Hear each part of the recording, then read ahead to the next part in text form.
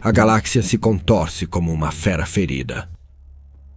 Atormentada pelas feridas infectadas de incontáveis tempestades de distorção, ela lamenta em agonia. Enquanto as forças do Império Sanctus lutam com unhas e dentes para recuperar o controle, os mundos do Império Nihilus suportam o cerco de incontáveis pesadelos. As forças do caos atacam em todas as frentes, desde o desfiladeiro de Narmund até a seita Cardon. Raças alienígenas lutam furiosamente pela sobrevivência ou se espalham pelas estrelas em orgias de conquista e destruição. No entanto, nenhuma facção pode realmente ganhar domínio. Cada vitória e derrota apenas faz a fúria infernal arder mais quente. Abaddon, o despojador, não trabalhou por milhares de anos para ver sua longa guerra terminar em aniquilação mútua. Suas mãos se movem invisíveis pelas sombras em missões secretas e diabólicas. Suas legiões de feiticeiros e criptomagos examinam cada pedaço de conhecimento arcano e profecia já reunida em busca de alguma vantagem esotérica que permitiria ao mestre da guerra assumir o controle decisivo do conflito. Abaddon deseja uma arma secreta para desencadear sobre o Império do Homem, e ele vai rasgar o tempo e o espaço se for necessário para garantir isso.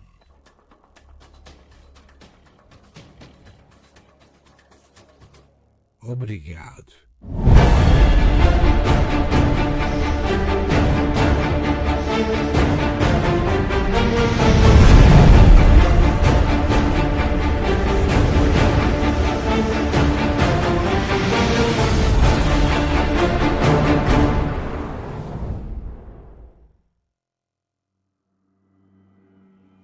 Bem-vindo, ouvinte gentil. Eu sou Baldermort, seu fiel servo, e desejo apresentá-lo às forças, facções e eventos do universo Warhammer 40.000, a sombria escuridão do futuro distante, onde não há tempo para a paz, há apenas tempo para a guerra.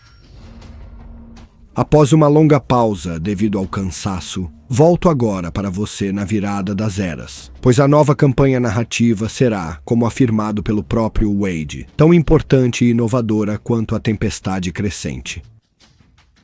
E ele não estava brincando, pois estamos à beira da ruína de tudo o que conhecemos.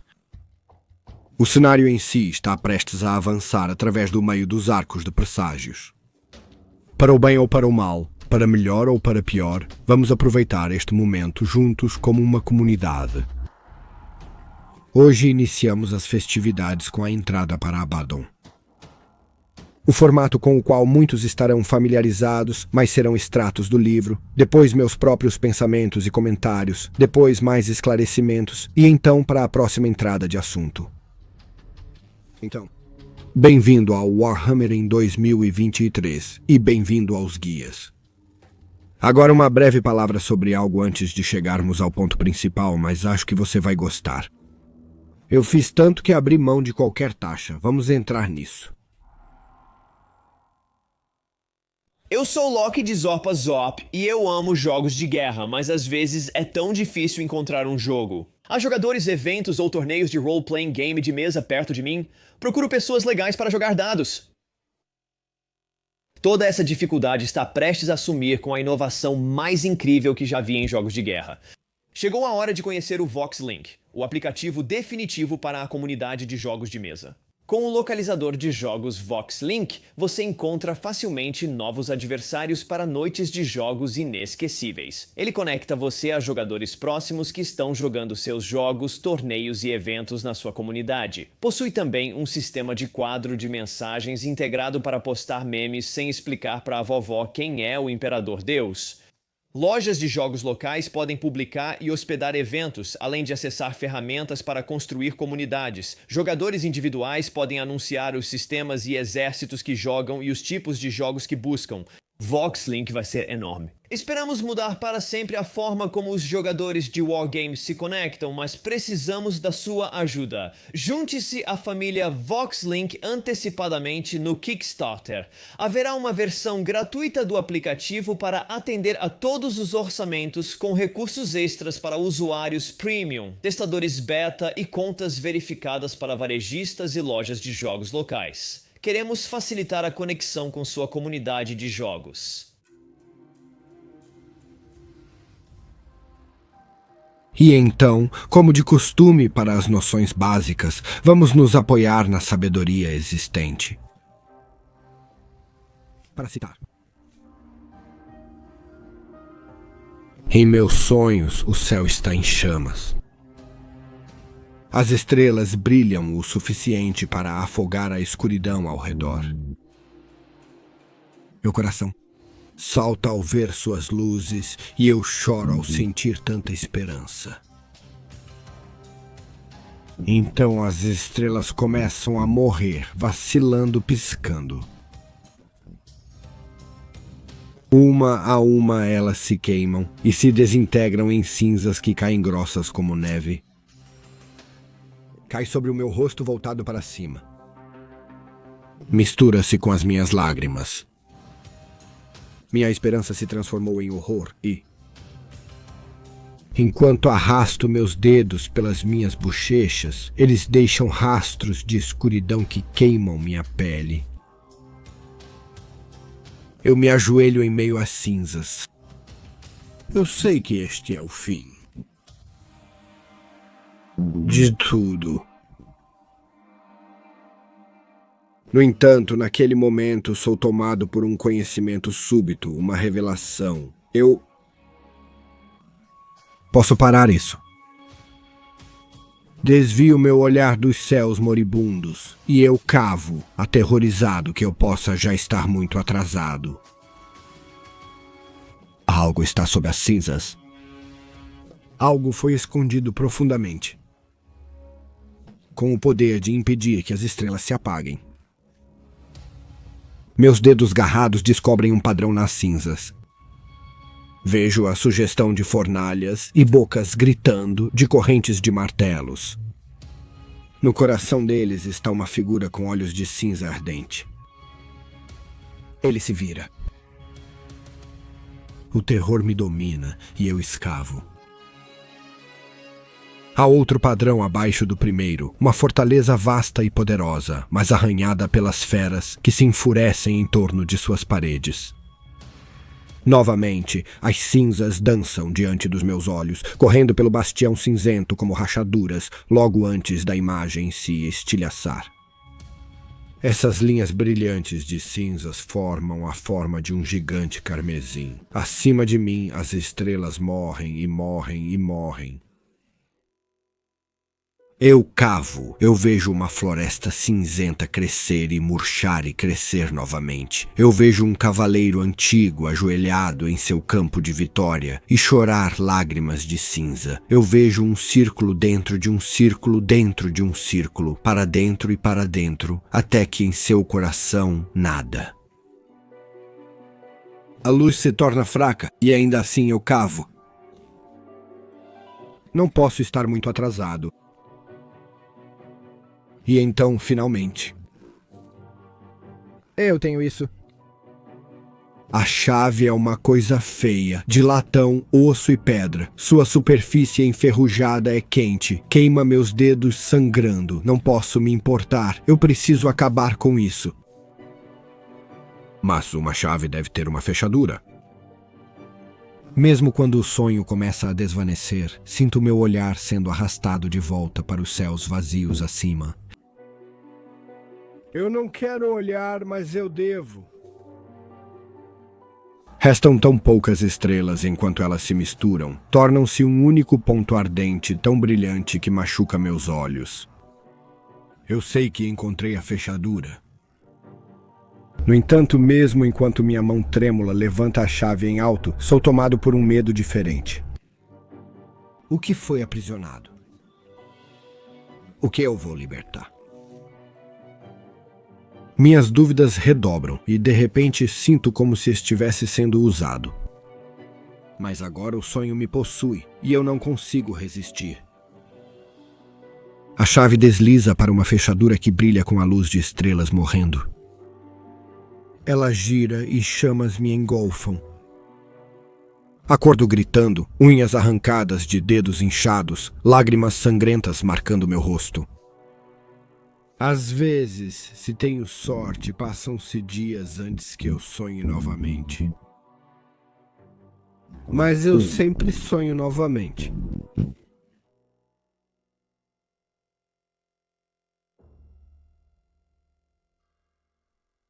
Fim da citação. A respeito de Ezequiel Abaddon. O devastador ele vem. Das profundezas mais escuras do passado ele vem. O trinascido, o senhor dos Jasterianos, o mestre da guerra. Abaddon. Um nome que incute medo nos corações de todos que o conhecem. Não apenas mortal, mas nunca nascido também, pois em toda a realidade existem poucas coisas tão viscerais ou rancorosas quanto o despojador. Sua raiva é fria como gelo, branca e quente como um núcleo estelar. Ele é a coisa mais terrível que surgiu da heresia de Horus. Mas entender o perigo de Abaddon só é possível quando colocado em contexto. Então, vamos realmente começar. Abaddon. Nascido nos anos de esplendor, o fim da velha noite, o surgimento do império, Ezequiel Abaddon foi criado em Chthônia, seu pai um poderoso senhor da guerra das gangues, alguns diziam, o mais poderoso. No entanto, o dilema de Abaddon já estava vivo naquela época, pois o rito de passagem de seu povo significava que ele, Abaddon, deveria matar seus próprios amigos. Quando encarregado disso, ele se recusou categoricamente. Ezequiel não faria isso. Alguns considerariam isso uma fraqueza, mas não era. Pois então Abaddon desafiou e matou seu próprio pai, seu primeiro ato de parricídio. No entanto, ele foi banido, encontrado posteriormente pelos lobos lunares e trazido para as legiões como um Astartes, um fuzileiro espacial. Quando a semente genética foi colocada dentro dele, ele mudou como todos os fuzileiros fazem. Os lobos lunares eram uma das legiões onde a semente poderia fazer os Astartes se parecerem mais com seu primarca. Ezequiel Abaddon era um desses fuzileiros. No entanto, ele se destacava sobre muitos de seus colegas, e ele subiu rapidamente. Ele era um assassino nato. Ele se tornou a mão direita do primarca, Horus Lupical, e era o capitão de seu primeiro os veteranos Justarians. Os exterminadores, ele também era membro do Moneval. Os 4 oficiais da legião, que Horus usou como seu concilium. Seus conselheiros e às vezes seus gatos de botas. Abaddon era conhecido por ser o guerreiro mais eficaz e brutal na legião e ele não era um puxa-saco.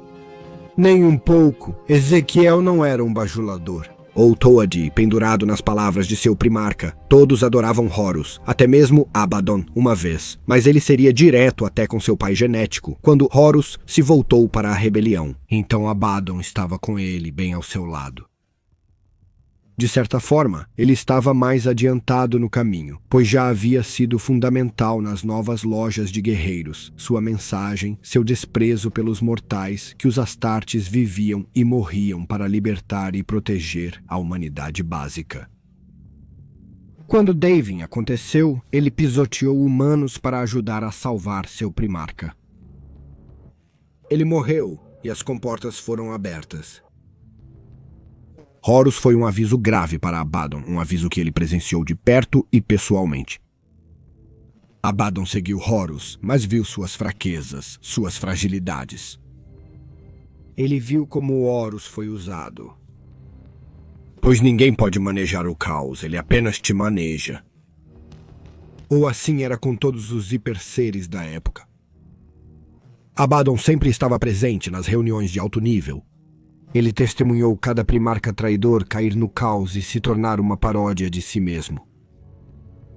Fulgrim Angron Magnus durante o cerco e depois o resto. Todos se ajoelharam ao caos e se tornaram suas ferramentas.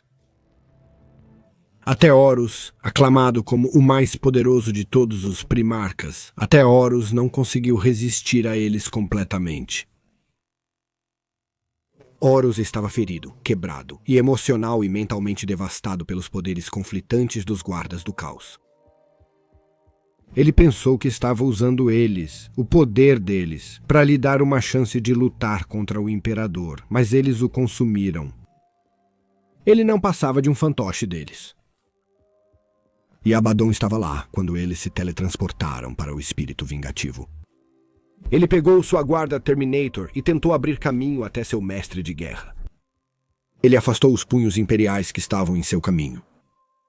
E só então ele encontrou seu próprio pai, Horus, aniquilado. Sua alma foi totalmente arrancada, as cordas cortadas. Ele estava morto, assassinado pelo Imperador, e o Senhor dos Jostarian, Abaddon, estalou. Ele pegou os filhos de Horus e sua frota, e recuou do terror o mais rápido que pôde. O cerco foi quebrado, as legiões então se dispersaram. Eventualmente, os lealistas vingativos, Rogal Dorn, Lionel Johnson, Corvus Corax, Yagtai Avedon, Lemanras e Vulcan lideraram suas legiões contra os traidores, massacrando-os até que eles conseguiram escapar para o olho do terror. Foi então que Avedon entrou em exílio autoimposto, e na sua ausência, as legiões se voltaram umas contra as outras. Mas o que aconteceu com os primarcas? Alguém pode questionar. A maioria deles foi elevada ao status de primarca demônio. E isso é a parte confusa, pois a maioria apenas veria isso como uma ampliação de seu poder, um avanço de nível, por assim dizer, mas isso simplesmente não é a totalidade de tudo. Quando cada um dos primarcas se voltou para um patrono do caos e mudou, toda a sua posição no universo também foi alterada. Pois agora eles são mais do Warp do que do espaço real. E seu poder é de fato aumentado, mas sua substância e percepção são mutadas. Pois agora eles são algumas das maiores armas dos deuses sombrios, até mesmo aqueles que são o caos indiviso, e como tal, eles são muito mais importantes do que o espaço real. Muitos esquecem que o mundo real, o Materium, é uma sombra para o Warp, até mesmo para os grandes deuses do caos. Sua principal preocupação é, e sempre deve ser, o grande jogo, a guerra dentro do Warp entre esses grandes poderes. Os primarcas demônios estão apenas agora retornando, mas isso nós vamos abordar no devido tempo. O fato permanece que durante o período do expurgo, e então as guerras da Legião ou escravas, os primarcas eram praticamente inexistentes. Eles estavam meio que incubando em alguns casos, ou diretamente envolvidos imediatamente no grande jogo. E os escravos que eles haviam levado para o olho do terror não eram suficientes. Além disso, os recursos que as legiões tinham, agora muitos eram finitos. Então as legiões traidoras caíram umas sobre as outras. Séculos de guerra foram realizados, um massacre inacreditável. As legiões se dividiram em companhias, capítulos e, posteriormente, em bandos de guerra liderados por indivíduos poderosos. Os filhos do Imperador foram os mais eficazes e agressivos nesta guerra, e eles atacaram a própria Bastilha dos filhos de Horus, roubando o corpo do primarca. O primogênito, Fabius Billy, o arquigeneticista, agora tinha em suas mãos a mina de ouro genética. Ele pretendia jogar. E durante todo esse tempo, muitos nas hostes traidoras se descontentaram com a constante guerra sem causa, sem motivo real, sem vitória, com a liderança de sua banda ou legião, com a falta de disciplina, de lealdade, de camaradagem. Um desejo por algo maior crescia entre muitos dos Astartes traidores restantes. Durante todo esse tempo, Ezequiel Abaddon estava no deserto da alma. Ele foi exilado. Ele estava mudando. Abaddon deixou sua legião morrer. Ele também passava por uma metamorfose, pois Abaddon estava sendo forjado em algo muito maior. Maior que seu pai mortal. Maior até mesmo que seu pai primarca imortal. Abaddon estava começando a entender, a se tornar o trinascido, o verdadeiro mestre da guerra. Mas por que eu o chamo assim, o trinascido? Pois de fato Ezequiel tem sido assim. Primeiro, ele nasceu como um homem mortal, depois mudou e renasceu como um Astartes, e então se transformou novamente, enquanto estava no exílio, para se tornar a fera que ele é agora. Enquanto estava nos confins mais distantes do olho do terror nos mundos radiantes, buracos infernais atingidos pela luz do astronomicão, ainda assim alguns foram encontrá-lo. E nem todos eram filhos de Horus. Um grupo diverso partiu nesta peregrinação, apenas para descobrir que era Abaddon quem os havia convocado. Ele estava, após todos os anos de contemplação, de metamorfose, ele estava pronto para retornar, pronto para liderar, pronto para começar a longa guerra. Para citar: fomos construídos para a batalha, Kaon. Fomos feitos para conquistar a galáxia, não para apodrecer no inferno e morrer sob as lâminas de nossos irmãos. Quem foram os arquitetos do Império? Quem lutou para purgar seu território de alienígenas e expandir suas fronteiras? Quem subjugou mundos rebeldes e massacrou aqueles que recusaram a luz do progresso? Quem caminhou de um lado da galáxia para o outro, marcando sua passagem em um rastro de traidores mortos? Este é o nosso império. Através dos mundos que queimamos, sobre ossos que quebramos, com o sangue que derramamos. Você também vê, você sente agora, não sente? Uma nova guerra, não uma nascida de amargura nem fundada em vingança. A longa guerra, Kaon Ezequiel, Abaddon para Iskander Kaon, anteriormente dos Thousand Sons. Fim da citação. Assim fez Abaddon trazer o navio danificado, mas ainda poderoso, o espírito vingativo, e ele puniu os filhos do imperador tão severamente em Scalatrax, depois em combate após combate, que eles começaram a se fragmentar. Ele caçou o senhor do Gene, Fabius Baile, e quando invadiu seu castelo na cidade Canticli, no mundo demônio da harmonia, Abaddon foi confrontado por um clone perfeito de seu pai, Horace Lupercal. O primarca não era como deveria ser, apesar de seu tamanho perfeito, tom, estilo e até algumas memórias vestigiais. Mas ele não era Horus. E naquele dia, Ezequiel Abaddon libertou-se de qualquer última dúvida ou piedade, quando se tornou um fratricida pela segunda vez. Ele superou o clone de Horus e perfurou o peito dele com as garras de Horus. E naquele momento, mais do que em qualquer outro, a Legião Negra nasceu. Pois Abaddon se tornou a resposta. Ele odiava os primarcas por sua fraqueza. Ele desprezava os deuses do caos por distorcerem e destruírem as legiões. O que eles eram e pelo que lutavam. Pela irmandade que ele acreditava que eles epitomizavam, e ele criaria uma nova legião, a Legião Negra.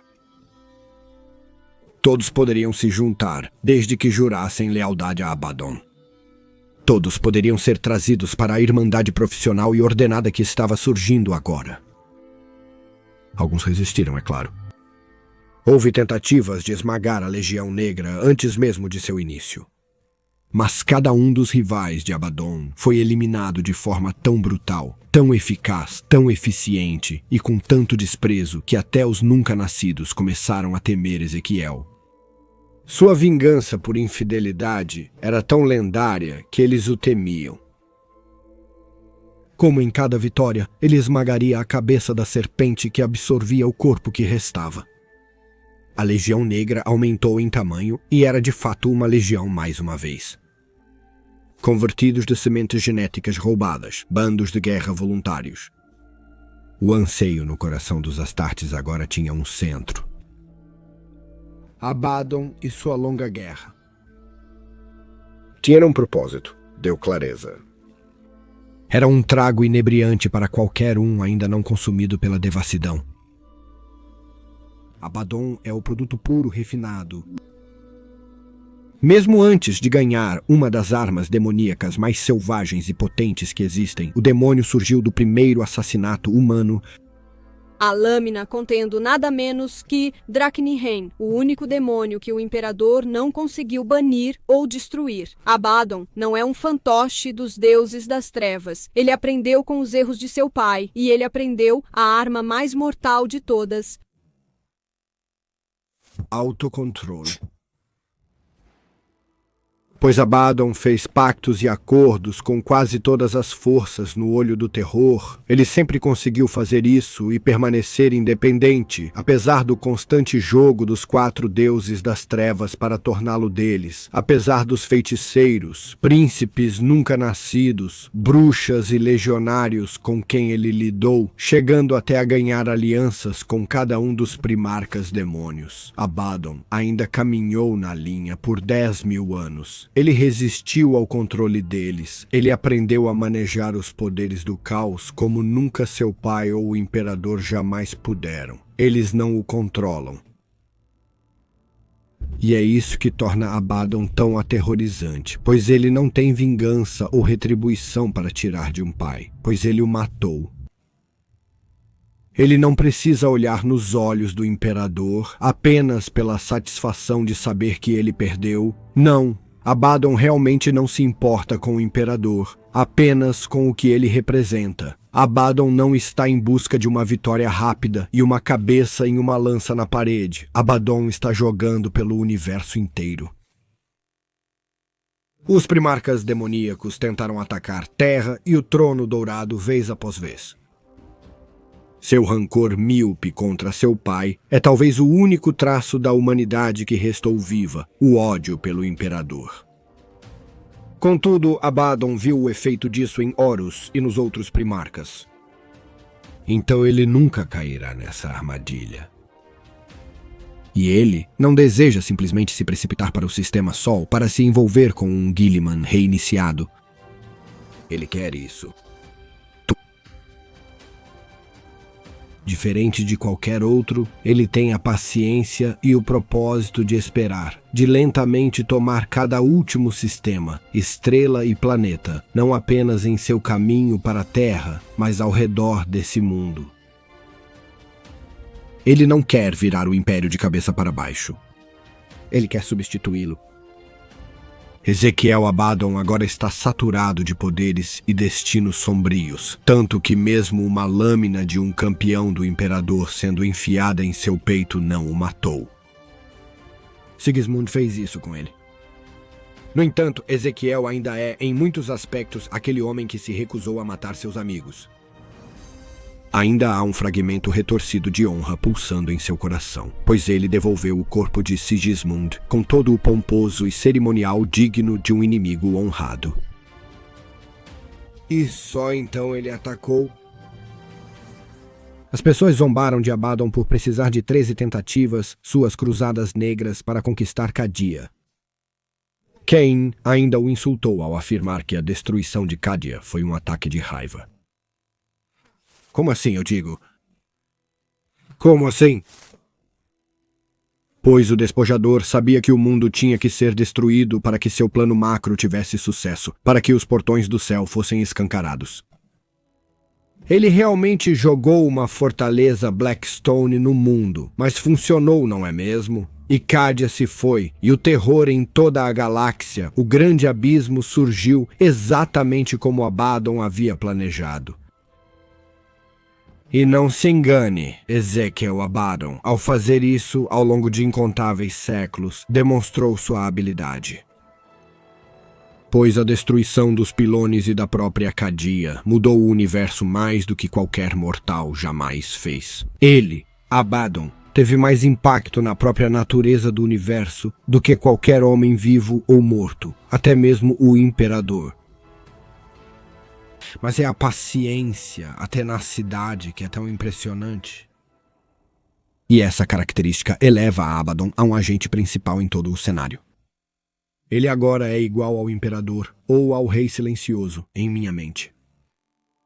Superando qualquer primarca, Astroval, Vect, Eldred ou qualquer insignificante senhor Necron, ele é uma aranha e um soldado, um inimigo honrado, um terror e um tirano, tudo em um só.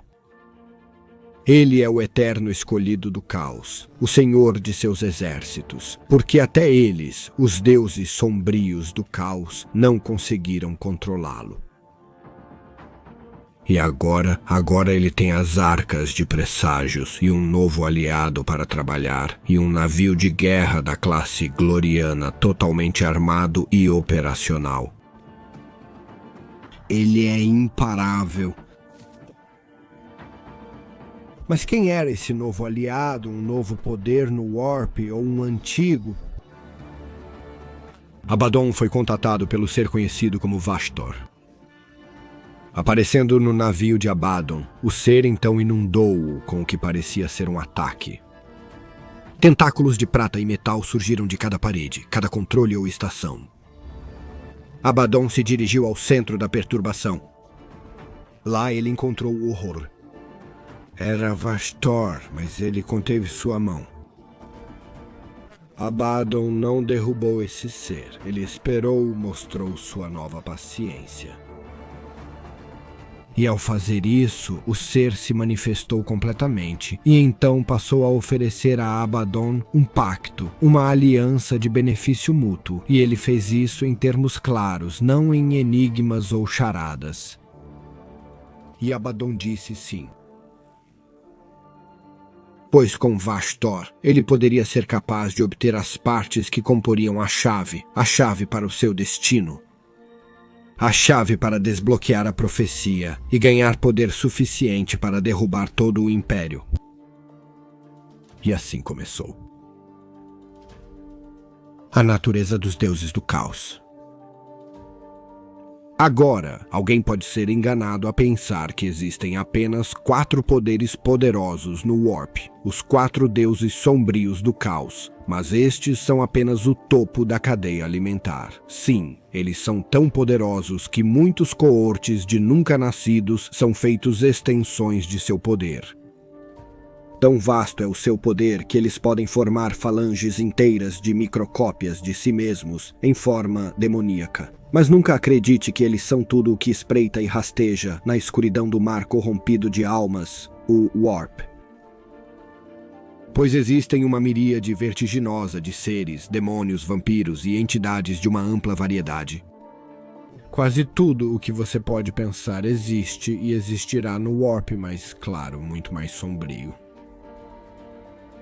E no Inferno Infinito, que é o Warp, existem muitas camadas de seres que não são subordinados nem agem em nome dos grandes deuses do caos. Eles são apenas os maiores dons no Delta, por assim dizer, mas de vez em quando surge uma nova força. Antes de Slaanesh e da queda dos Eldar, havia apenas 3 deuses. Antes do nascimento do avô, havia 2. Então sempre há o potencial para algo criar espaço no topo, seja exterminando poderes anteriores como Khorne fez, ou simplesmente criando um lugar na mesa como o Príncipe do Prazer fez. E assim, com isso em mente, vamos entrar na próxima etapa de nossa jornada por essa história. Vamos discutir o mais novo ser a tentar conquistar um lugar na mesa do poder supremo. Vamos discutir Vastor. Para citar,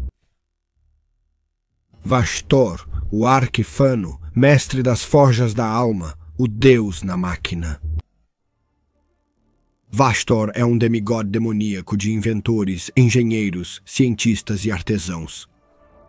Ele é a curiosidade e a inovação, desprovidas de consciência moral e levadas aos seus extremos mais sombrios.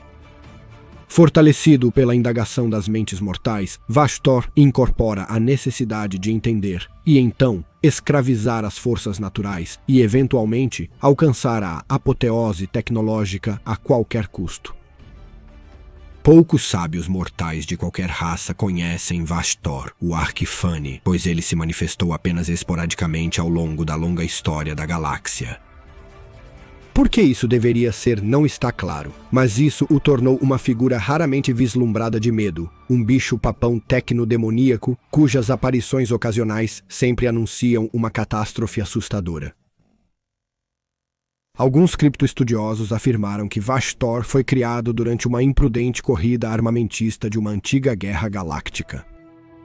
Outros sugerem que ele foi gerado no Warp pelos horrores da Era das Trevas da tecnologia, ou, inversamente, que ele foi o autor e patrono desses horrores.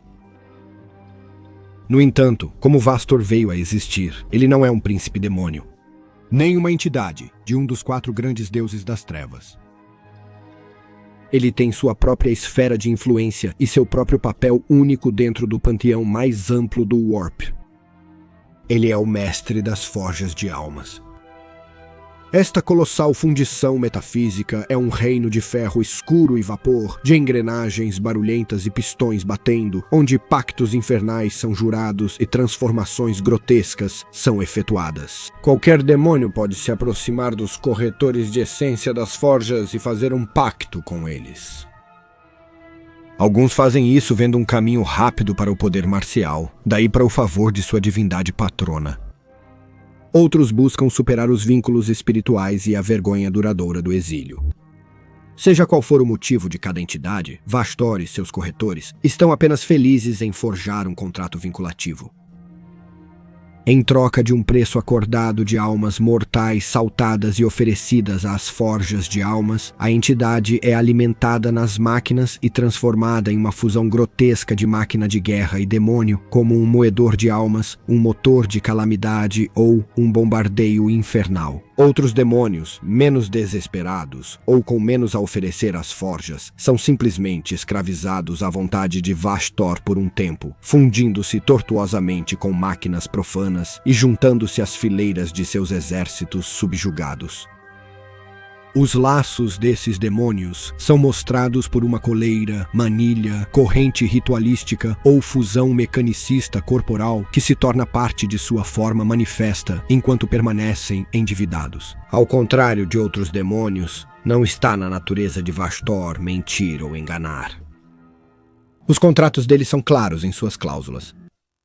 Em vez disso, ele deixa para a natureza monomaníaca dos próprios demônios se enredarem em seu serviço. Pois com cada derrota que uma entidade contratada sofre, sua dívida de alma aumenta. Poucos são de fato os demônios que já escaparam de sua própria escravidão auto-infligida. Enquanto isso, a utilidade das grotescas máquinas de guerra da forja para as legiões demoníacas, aliada ao perigo de ser a única divindade a perder a lealdade de Vastor, mantém as represálias do Deus das Trevas à distância. Ele é o traficante de armas do grande jogo, um agente de nenhum poder único, mas precariamente aliado a todos. A parte do exército infernal que ele pode convocar para lutar por ele, Vastor é ele mesmo uma entidade assustadoramente poderosa. Seja reordenando os mecanismos da realidade à sua vontade, ou voando pelos campos de batalha do espaço real em meio a tempestades de relâmpagos empíricos, o Arquifani é um semideus da arte e tecnologia obscuras. Ele é um demônio de maldade ordenada e meticulosa, cuja vontade é tão inexorável quanto as engrenagens giratórias de uma grande e imparável máquina. Fim da citação.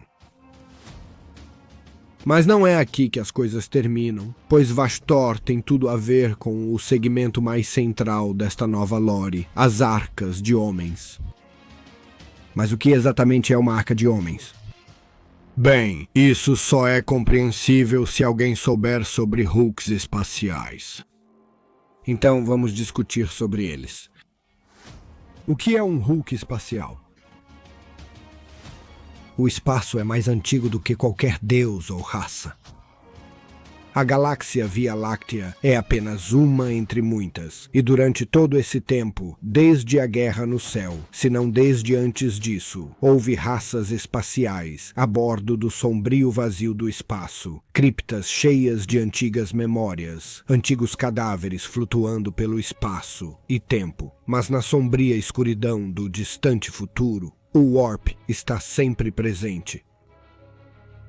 Ocasionalmente, uma nave ou corpo celestial será puxado por uma fenda no espaço real, e ela entrará no Warp. A maioria é despedaçada ou simplesmente flutua nas correntes etéreas, mas muitas são absorvidas no que são chamadas de carcaças espaciais. Vastas formas retorcidas flutuando pelo espaço e pelo Warp, conglomerados de muitos navios de muitos lugares e tempos. Eles se fundem e não são apenas anexados, mas combinados. Um sangrando no próximo, até se tornarem um todo torturado, porém unificado. Essas coisas são hulks espaciais. Alguns podem ser apenas algumas naves com 1 ou 2 quilômetros de comprimento. Mas os que realmente contam e são então nomeados e posteriormente temidos podem comprometer centenas de embarcações, podem alcançar 100 milhas de comprimento. Uma boa pontuação em cada uma das naves pode ter habilidades diferentes armas e defesas. Muitos não estão mais ativos ou estão tão distorcidos que desempenham funções que ninguém jamais poderia adivinhar. Alguns são praticamente cascas, sem propulsão real além de seu próprio ímpeto. Nada parece ativo até que alguém embarque. Os falcões espaciais podem ser amaldiçoados ou infestados de inúmeras formas. Nos níveis escuros e úmidos, podem haver ladrões de genes rastejantes ou seus cultos. No núcleo, eles podem ter um leito gerador de caos dos nunca nascidos. Na ponte deles pode haver qualquer coisa imaginável do seu pior pesadelo, Xenos, rondando seus conveses. Cada superfície pode estar infestada com patógenos potentes, antigos ou geneticamente aprimorados. Ou pior, cepas místicas do avô. Ambos são tesouros de Archaeotech, o gênio de uma miríade de raças mortas. Ou navios de antiga providência da era obscura da tecnologia. Mas eles são, mais frequentemente, a morte encarnada. Nas entranhas dessas bestas, há maravilhas e terrores que deveriam ser deixados no passado. Alguns aparecem e anunciam tempos de mutação e rebelião, tumultos e selvageria, antes que a besta triste retorne aos redemoinhos do Warp, sua mera presença emanando loucura e ódio pelos sistemas ao redor. Alguns passam por reinos despercebidos e partem antes que alguém possa reagir. Alguns são usados como armas ou meios de transporte pelos Greenskins ou seres migratórios. Mas eles nunca, jamais são bem-vindos no Império Tal, nem perto da rota de voo de um mundo artesanal. Quando o Império precisa tomar precisa limpá-lo. Então é para os blindados que eles se voltam, e apenas para os melhores. E assim, são as adeptas sororitas, as irmãs das ordens militantes e os veteranos dos Astartes, os anjos da morte, os Space Marines, que então usam armaduras táticas de Dreadnought ou trajes de exterminador para você e eu, para até mesmo embarcar nesses navios, quanto mais limpá-los. Capítulos inteiros foram exterminados. Grupos de batalha inteiros da Marinha Imperial foram varridos, todos desaparecendo na sombra de um Hulk espacial. Eles são sempre um risco indigno de ser tomado, a menos que em necessidade extrema. O maior deles poderia invadir e vasculhar seus convéses por uma década, e nunca sequer capturar metade do que pode estar à espreita dentro. Eles são quase vastos demais para a concepção humana. Na maioria das vezes, eles são independentes ou até aqui. Os Hulks espaciais são como baleias que atravessam o universo, e ninguém deve se colocar em seu caminho. No entanto, tudo isso mudou agora, pois Abaddon e Vastor armaram esses horrores. Eles os transformam em arcas de presságios. As arcas de presságios, Vastor, o Arquivan, é capaz de não apenas invocar essas feras do Warp, mas também de dominá-las e então aprimorá-las. Como um ser de poder fenomenal, ele os atinge com relâmpagos, uma manifestação física das energias que ele está forçando sobre as feras. Com feitiços e amuletos cortados, pintados ou queimados nos convéses, casco e motores, ele ganha mais controle sobre tudo. No entanto, não aquilo que está dentro. A criação de uma arca de presságios é demorada, mas o Arquifane rapidamente tinha uma dúzia para a primeira onda de Abaddon. Mas o que Vastor fez com eles? Vamos descobrir. Para citar o profano. Embora cada arca dos presságios fosse um pesadelo distorcido e anárquico, cada um por si só, um punhado de semelhanças os distinguia como parte da monstruosa frota de Abaddon e Vastor. Essas adaptações e adições coordenadas foram feitas para garantir que cada arca cumpriria seu papel em avançar a profecia acima e além de qualquer propósito terrível que seus novos mestres pudessem atribuir a ela posteriormente. O monstruoso profano estava entre as primeiras arcas dos presságios a serem criadas e exibia todas essas adaptações vitais. Proteções. Para vincular as arcas dos presságios e para prevenir a rebelião dos espíritos de máquina corrompidos e vestigiais que persistiam dentro da nave componente, cada uma foi envolvida com proteções rituais. Algumas tomaram a forma de colossais inscrições rúnicas gravadas nas placas do casco ou em inúmeras passagens e anteparas internas.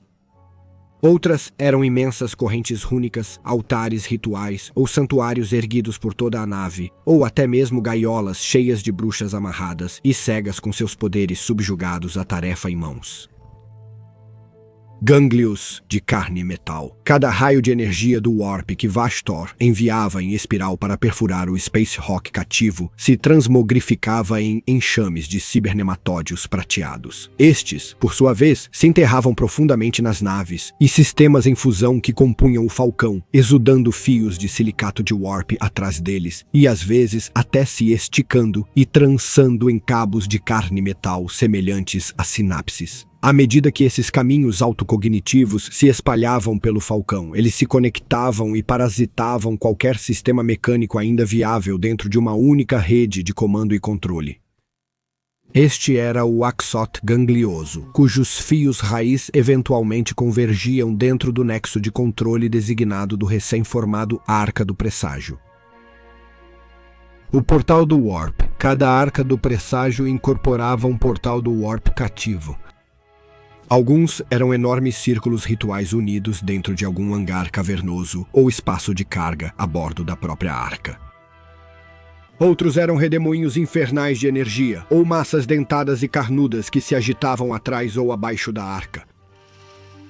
Sustentados entre veias de ferro altíssimas ou menires flutuantes, inscritos com runas que crepitavam com um poder profano. Você, além de Abaddon ou Vastor, conhecia o verdadeiro propósito desses portais quando a arca zarpou. O Obliskane, outra invenção infernal do Arquifane e uma das maiores ofertas a Abaddon, o Obliskane era um farol empírico que queimava como uma fogueira furiosa no Warp. Gerado por um motor aberrante que fundia carne, ferro e essência demoníaca, cada Obliskane era alimentado por um forno de Warp, que por sua vez era alimentado com as almas dos Psykers, uma zombaria do Astronomicon não perdida por Abaddon. Embora de curto alcance, esses dispositivos transformavam cada arco em um ponto de referência altamente visível no meio do turbilhão do Warp, permitindo que frotas de navios de guerra de escolta navegassem por sua presença e mantivessem a coesão, mesmo enfrentando as tempestades de Warp furiosas da Grande Fenda. Sistemas. À medida que o desajeitado Axus se espalhava, geralmente era capaz de reativar alguns dos sistemas de armas, escudos, arrays de comunicação e assim por diante, pertencentes aos navios que compunham o Space Hulk. Muitos destes eram antigos ou de design alienígena esotérico. onde funcionavam, forneciam ao navio todo tipo de capacidades bizarras e inesperadas. Sistemas de armas baseados em tempo ou probabilidade, blindagem de nêutrons, comunicações quânticas, baterias de teletransporte contrabalístico. Tudo isso e mais foram operacionalizados. Porém, os sistemas eram pouco confiáveis e, por vezes, muito dispersos, com áreas de casco vazio ou morto entre eles. Para compensar isso, magos negros saturaram baterias de armas, geradores de escudo, arrais de Vox, até hangares de lançamento e braços de motor adicionais, onde quer que pudessem ser anexados. Muitas dessas instalações eram autônomas, gerando seu próprio ar e energia, e de forma alguma unidas aos espaços frequentemente não desobstruídos ou perigosos a apenas alguns metros de distância através do casco externo do arco.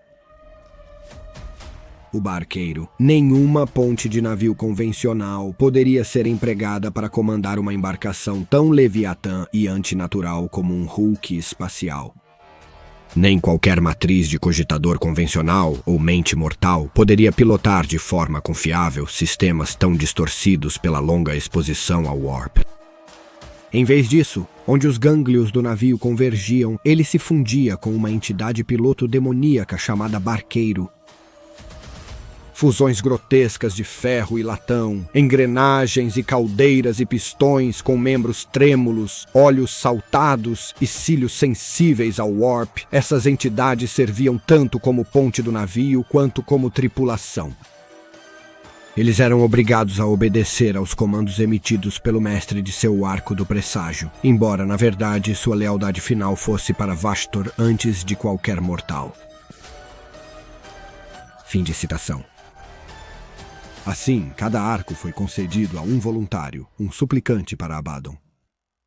Um senhor da guerra em si. E a cada um desses senhores da guerra, ele pediu apenas uma coisa. Eles deveriam ir a um lugar primeiro para atingi-lo e pegar o que estava escondido lá. Se isso fosse feito, o senhor da guerra poderia então manter o megalito do assassinato a partir desse ponto. Eles poderiam manter seu arco do presságio e ir onde ele ou ela quisesse para fazer guerra aos adoradores da guarda do cadáver, mesmo em seus lugares mais fortes, pois o poder de um arco era quase inigualável. Bem, quase. Eles descobriram da pior forma que, apesar do tamanho e poder inegável dos arcos, não eram a arma definitiva. Nem de perto. Um movimento tão audacioso e descarado não poderia ser ignorado. Mesmo sobre o estrondoso choque do Warp, os gritos de mundos sitiados ou obscurecidos pela invasão do caos, os lugares consumidos até a existência pelo grande devorador. Mesmo nessa cacofonia de dor e lamentação, as ondulações das arcas podiam ser sentidas nas tramas do tempo e do espaço e através do Warp. Bandos rebeldes atacaram pelo prêmio. As raças antigas que restaram começaram a caçar as arcas. Eldar de quase todos os caminhos, lugares e lealdades se juntaram na caçada. Os guerreiros do aspecto dos mundos artesanais coordenaram, através dos jogadores de Sagora, os Arlequins com os habitantes da Cidade Escura. Até mesmo os Elegeth Ennis, os Dukari e os Eldar Sômbrios se infiltraram nos arcos para causar pandemônio. As legiões sem alma dos Necrons embarcariam em qualquer coisa que penetrasse seus domínios e exterminariam tudo a bordo ou morreriam tentando. Os arcos adentraram o espaço real, cercados por frotas imensas dos Tiranids. Os orcs, previsivelmente, os viam como alvos enormes e magníficas oportunidades para um local e ambiente diferentes enquanto lutavam. Assim, quem era enviado ao espaço orcish recebia uma recepção entusiasmada. Os Kin lutariam ferozmente por cada centímetro de espaço ou terra, sempre que os orcs aparecessem com seus fanáticos adoradores do caos. Os Tal mobilizariam suas frotas locais para impedir uma tentativa de destruí-los completamente. O embarque geralmente não era uma opção. Contudo, o poder dos arcos, as frotas de navios de guerra renegados do caos que os cercavam como cardumes, eram equivalentes a tudo, exceto uma frota de Craftworld ou uma frota da cruzada Indomitus. Poucos foram parados. Isso ocorreu só na primeira onda. Pois os 12 enviados eram apenas os precursores, o impacto inicial, tudo para obter as peças da chave. Para cumprir a profecia. E durante tudo isso, o espírito vingativo, uma das mais letais naves de guerra da classe gloriana já construídas, uma das mais poderosas embarcações da galáxia, agora está reparada, agora completa, agora retornou ao seu antigo poder. Mas como termina este segmento, gentil ouvinte? Para citar, a luta pelo templo, em última, levou quase mais 1 hora para concluir. Lideradas por Abaddon, as forças da Legião Negra avançaram pelos ascensores partidos. Enquanto isso, outras bandas menores impediam reforços leais de romperem através do Monte Zantic, ou de lutarem para subir a escada devota do Vale de Santa Tutusa. Relatórios piscavam através do Vox de Abaddon enquanto ele lutava, seus tenentes relatando seus sucessos a ele, enquanto uma batalha por Hiron Tertius se desenrolava. A dominância orbital havia sido alcançada, os últimos monitores de defesa lealistas caindo na atmosfera do planeta em asas de fogo. A armadura lealista empurrada ao longo do caminho do penitente havia sido embotada por uma investida de possuídos mestiços antes que cargas explosivas derrubassem a encosta da montanha para bloquear quaisquer outros ataques. Os tempestuosos Scions, tentando contra-atacar pelo Monte Imperator, conseguiram desembarcar poucos esquadrões antes que Helldrakes destruíssem suas aeronaves de desembarque. Foi esse punhado sobrevivente de tropas imperiais que forneceu a última linha de resistência ao assalto de Abaddon. Enquanto ele subia os amplos degraus de mármore dourado que levavam ao santuário do Deus Imperador, foi o fogo disciplinado deles que o saudou. O fogo Las incendiou o ar. Estilhaços de parafusos colidiram contra blindagens carapassadas. Explosões de plasma detonaram como miniçóis. Os escudeiros estavam entrincheirados atrás de balaustradas de mármore e estátuas de ônix no topo das escadas. Prontos, os corpos de vários legionários espalhados pelos degraus, suas cabeças ausentes e peitorais derretidos, testemunham a ferocidade do poder de fogo dos leais. Abaddon ativou seu Vox enquanto pisava sobre os mortos e disparou uma sirene com uma rajada de parafusos. Agora ele comandou, o ar crepitava, corpo e rastejava pelos corpos dos mortos. Scions giravam, dando gritos de alarme, enquanto colunas de energia infernal irrompiam ao redor deles. Formas volumosas se resolveram conforme as chamas do teletransporte se extinguiam. Carne-metal rastejou e contorceu-se enquanto os obliteradores recém-materializados nivelavam suas armas e abriam fogo a queima-roupa. Avançar. Para a vitória! Rugiu Abaddon enquanto uma tempestade de chamas e plasma engolfava os Scions. Ele subiu as escadas à frente de seus guerreiros. Draknian bebeu profundamente do sangue dos lealistas. O oficial comandante dos Scions morreu com a garra de Abaddon atravessada em seu peito. As portas imponentes do santuário do Deus Imperador caíram em chamas. As imagens inestimáveis pintadas em milênios perdidos borbulhando e virando cinzas. Abaddon marchou pelo fogo, com seus guerreiros o seguindo de perto. A grandiosidade do santuário lhe era completamente alheia. Ele não se importava com as colunas e arcos altos, as clarabóias artisticamente esculpidas ou as tranças multicoloridas de bandeiras de oração que cruzavam o teto abobadado. Seus olhos vagavam, mas não viam a serena beleza do antigo santuário enquanto ele buscava um vislumbre de seu prêmio. "Tragam as bruxas!" ele ordenou. Momentos passaram enquanto ele ficava esperando, a luz carmesim dançando nas clarabóias, enquanto o bombardeio de cima continuava distante. Abaddon ouviu o rugido da batalha ainda sendo travada, últimas tentativas desesperadas dos leais para impedir sua vitória. Muito lento, muito tarde, ele murmurou, tão previsível. O clique insetívoro no arrastar de uma respiração irregular anunciou a chegada dos psicopatas escravos. Abaddon virou para ver que era o próprio Zorpas quem os havia trazido. Um grupo de 3 simbiontes mal-humanos puxando correntes e pele esfolada. "Encontre", disse Abaddon. "Sem demora, senhor mestre da guerra", respondeu Zorpas, fazendo um espetáculo ao soltar os psíquicos escravos de suas amarras, ignorando a relíquia vistosa iluminada por centenas de velas no coração do santuário. As bruxas retorcidas, em vez disso, cambalearam até um dos pilares de pedra perto da borda leste. Lá elas se agacharam, as antenas umedecidas de seus elmos demoníacos tremendo com excitação febril. Um golpe de Dracnien bastou. A fachada falsa desabou em uma chuva de gesso antiquíssimo. Revelado atrás, aninhado dentro da coluna oca, estava um pedestal de mármore que Abaddon adivinhou ter visto à luz do dia pela última vez milênios antes. Em cima dele estava um simples cálice de pedra, empoeirado com a idade. As esculturas em baixo relevo que o envolviam poderiam ser lâminas ou lanças, ou talvez até representações muito erodidas de árvores. "É isso que buscamos, tão insignificante", observou Zorpas. "E ainda assim é por tais insignificâncias que o império da humanidade finalmente será derrubado",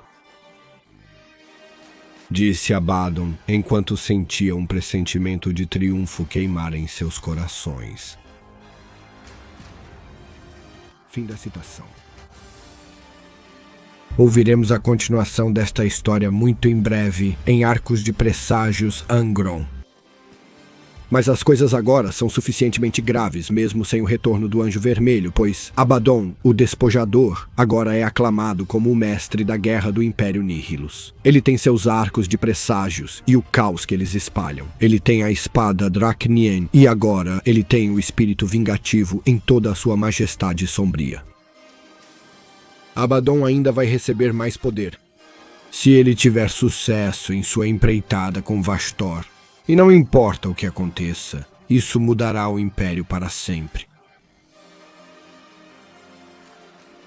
Eu tenho sido Baldermort, seu fiel servo. Inscreva-se, curta e faça tudo isso se gostou do vídeo. Junte-se a mim todas as sextas-feiras enquanto mergulho. Ou confira nossos outros canais sobre história natural e mitologia. Botão de notificação de mercadoria do Patreon. Você conhece o Boogaloo. Até então, não importa o que você faça hoje, tente reservar algum tempo para se divertir. Até logo!